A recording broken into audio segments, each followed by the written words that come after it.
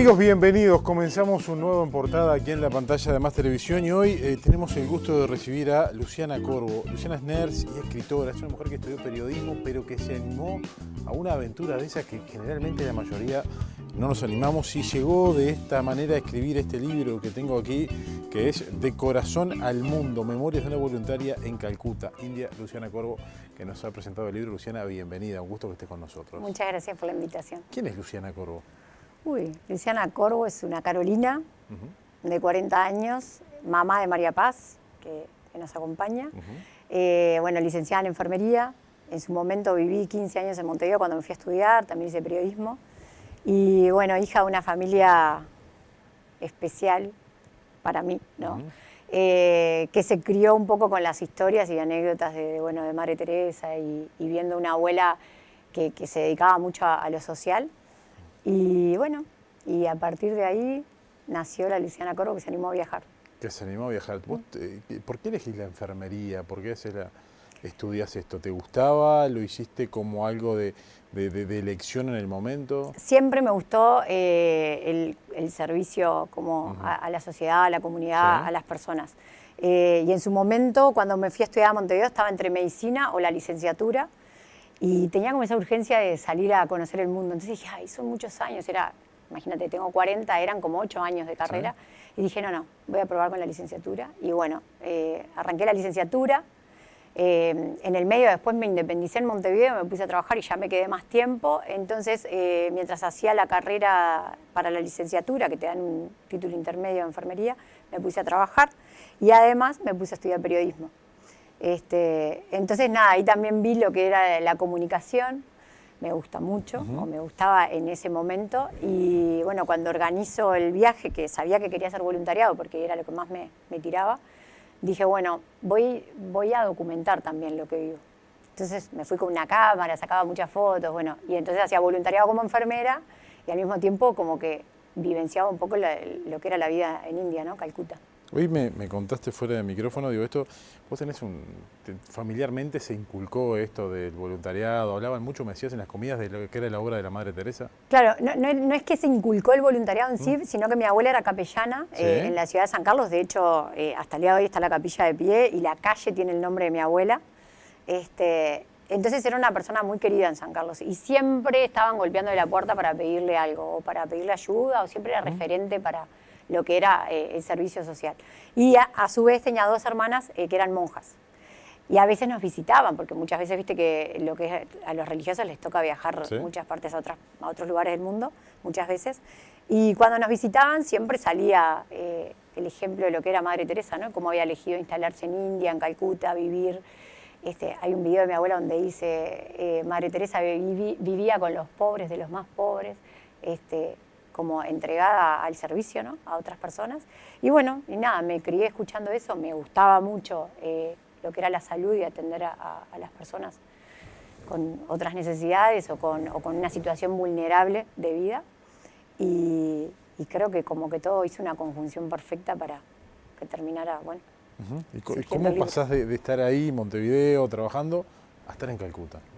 Bueno, ya era enfermera y estaba haciendo periodismo. Entonces nos invitaron a un congreso de periodismo de guerra en San José y nos quedábamos en el batallón, San José de Mayo. Y había un periodista español invitado que se llama igual que un periodista uruguayo, Julio Alonso, que hacía periodismo de guerra, muy, muy capo, un genio, increíble. Entonces nos contaba todas las vivencias de él en África.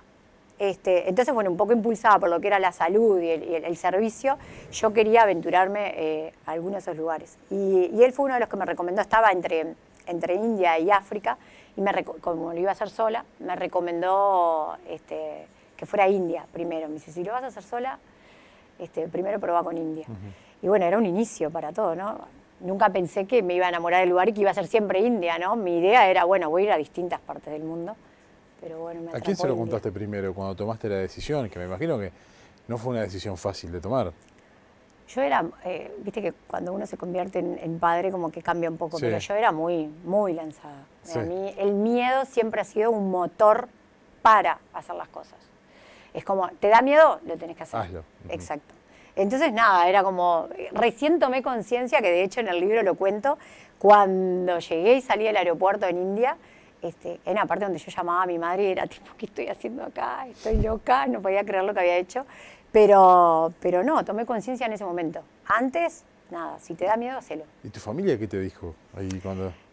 Toda la vida fui así, entonces es como que bueno. ¿Ya estaban preparados? Ya sí, ya sabían que bueno, si se le ocurre algo lo hace, entonces nada, bueno, buen viaje y a disfrutarlo. ¿Y con qué te encontraste allá? Con otro mundo, con otro mundo. Primero me di cuenta de que tenía muy poca conciencia de lo que era el mundo en general, como que a medida que uno va viviendo y va expandiendo horizontes, va aprendiendo mucho más y se va dando cuenta de que somos pequeñísimos, de que hay una cantidad de cosas que no conocemos, que no suceden acá, que suceden en otros lados, y vas aprendiendo, ¿no? Entonces, primero me di cuenta de eso, de que no conocía el mundo, sentí literalmente como que me había bajado de un mundo y me había subido en otro, tal cual. ¿Y ahí en algún momento te limitó eso que decías a tu madre, ¿qué hago acá? Pero ¿realmente sentiste el choque o dijiste, bueno, ya estoy acá? No, la primera noche lloré, la primera noche no dormí casi, y me acuerdo que llamé a mi madre como 6 veces, me gasté todo, porque imagínate, 2013. Estamos hablando que no había WhatsApp. No, claro, entonces funcionaba todo distinto, y nada, y la llamaba, y claro, mi mamá me decía, bueno, pero si te quieres venir, vente, me decía, y yo, no, ya estoy acá. Y bueno, nada, esa primera noche, no, de hecho la describe el libro, no me la olvido más, la manera en que dormí, cómo me despertaba, todo. Ya el otro día, cuando salió el sol, porque llegué de noche además a Calcuta, entonces te impresionaba mucho más. Aparte es como, es un aterrizaje en todos los sentidos, ¿no? Olfato, visualmente, auditivo, todo es distinto y todo te impresiona. Entonces no podía recepcionar tanta información al mismo tiempo. Estaba como paralizada. Y al otro día ya, cuando conocí a otros voluntarios, me fui hasta el convento de Madre Teresa y ahí mi primer contacto fue, que hasta el día de hoy somos amigas, una chilena, Claudia, y un grupo de españoles y mexicanos, y bueno, había de todas partes del mundo, ¿no? Pero bueno, fueron como mi primer contacto, y yo decía, vine sola desde Uruguay, estoy asustada, bueno, y nada, a partir de ahí ya como que empecé a armar grupo y rompiste la barrera, la del idioma, la de las costumbres más o menos, y te fuiste, me imagino, ayornando en lo que realmente había. Sí. ¿Qué era eso? Y nada, yo creo que cuando salí del aeropuerto y después me fui adaptando, lo que más me impresionó fue el olor, los olores. Todo. Sentía olores que nunca, jamás había sentido. Eran como mezclas entre inciensos, basura, comida. No sé, es muy difícil de transmitir si uno no lo siente. Después, lo visual, los colores, la población, la contaminación, pero al mismo tiempo las cosas propias de la tradición de ellos, los colores que utilizan, las viviendas, como son las vestimentas de las mujeres. Y después el ruido, las bocinas y los cuervos, es como, le dicen la ciudad de los cuervos, muchas personas, por la cantidad de cuervos que hay. Entonces, bueno, cuando amaneces, que el tránsito capaz que está un poco más tranquilo, lo que más se siente es el sonido de los cuervos. Es impresionante. Pero bueno, nada, me fui adaptando con los días y me empezó a gustar la gastronomía, que es increíble. Empecé a probar cosas, me empecé a sentir más acompañada, me mudé. En ese momento yo había llegado a un hotel que había reservado, en realidad no lo había reservado, sino que lo había visto por internet y me lo habían recomendado en los foros de voluntarios. Y dije, bueno, llego ahí, no había podido hacer la reserva, pero siempre había disponibilidad supuestamente porque estaba enfrente a Mother House, o sea, a la casa de Madre Teresa, y llegué ahí de noche. Y bueno, al otro día cuando conozco este grupo, Claudia, la chilena, me dice, si estás sola, venite conmigo. Y ahí yo me mudé para un barrio donde hay muchos hostales, donde viven los voluntarios, que está dentro de un barrio musulmán, que se llama Sutter Street, la calle. Y bueno, y ahí ya empecé a convivir con todos. Ya fue otra cosa. Y a nivel de lo que es la realidad, a veces da la sensación que no estamos ni cerca de tener una idea de lo que pasa en esos lugares. De hecho, he entrevistado tiempo atrás a un atleta aquí del departamento que me dijo, fui a India y me explotó la cabeza. Sí, es que es tal cual. Hay gente que dice que con India existen dos posibilidades, o no vuelves nunca más o te atrapa el lugar. Bueno, a mí me pasó que me atrapó, ¿no? Pero es tal cual, es como que se te rompen todas las barreras y las limitaciones que pudieras tener en la mente, es como que en un momento desaparecen porque es tanto lo que te expande y las vivencias, ¿no? También depende de dónde se mueva uno. Yo porque me movía en un entorno donde compartía con la comunidad de allá y convivía con las realidades de ellos, ¿viste? También puedes ir a hacer turismo y está genial y tiene sus cosas hermosas, pero bueno, también depende de dónde lo viva uno. ¿De dónde? ¿Qué necesidades te encontraste que tenía la gente? Más allá de lo que pudieras ya saber por información y todo. Bueno, me pasó particularmente que si bien encuentras, yo trabajaba con poblaciones con muchas necesidades básicas, no cubiertas, no tenían acceso a la medicación o acceso a la educación, acceso a la comida, acceso a la vivienda, como cosas básicas para nosotros. Por ejemplo, algo que me rompió todos los esquemas era llegar y caminar por la calle y encontrar 10 familias durmiendo en una cuadra sola, ¿tá? Y haciendo su vida entera, ¿no? Cocinando ahí, las necesidades ahí, durmiendo ahí, todo sucede en la acera de la calle. Eso me impresionó muchísimo, pero al mismo tiempo me encontraba con gente súper solidaria, súper generosa. A nosotros nos pasó, que también lo cuento en el libro, de perdernos varias veces en grupos voluntarios y siempre había alguien que dejaba de hacer su plan. De repente se dirigía a la otra punta de la ciudad y dejaban de hacer su plan y se subían contigo al taxi o en el bus o caminaban contigo 10, 15 cuadras para enseñarte cómo llegar, para que no te perdieras.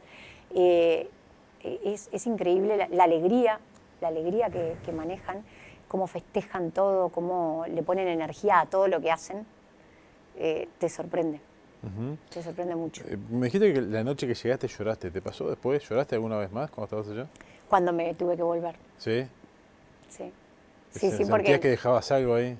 Sí, de hecho dejé parte de mi corazón allá. De hecho, ya cuando me venía ya sabía que iba a volver, ya sabía que iba a ir más tiempo, o sea, sí, no me quería volver. Además fui una de las voluntarias del grupito que armamos que menos tiempo estuvo, porque en general cuando van 2 meses.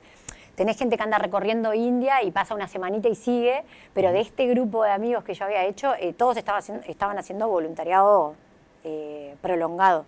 Entonces me pasó de que hice amigos y ellos se quedaron y yo me tenía que volver después de haber generado los vínculos y nada, me significó, sí. ¿Te costó volver? Sí, me costó mucho. Sí, y cuando volviste sabías que volvías de vuelta para India. Sí, de hecho volví, conté mi experiencia en varios medios también.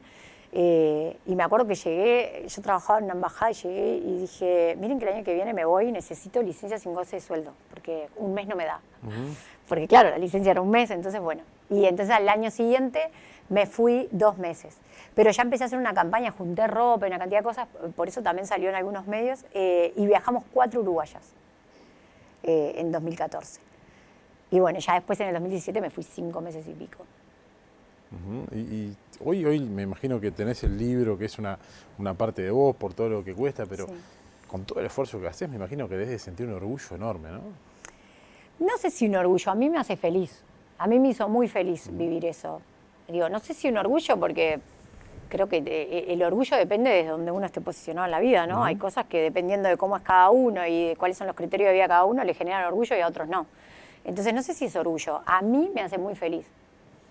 Y creo que por ahí pasa la vida, en definitiva. Sí, es tan difícil, es una palabra bastante tan amplia la del voluntariado, porque a veces digo, nos pasa que cuando vienen épocas particulares aparece mucha gente bondadosa, pero después no. Entonces, ¿por qué lo haces vos? Más allá de lo que me dijiste de hoy, de lo que habías de tu abuela, pero digo, ¿qué te da eso? ¿Qué te gratifica? Bueno, te repito, a mí me hace muy feliz, muy feliz.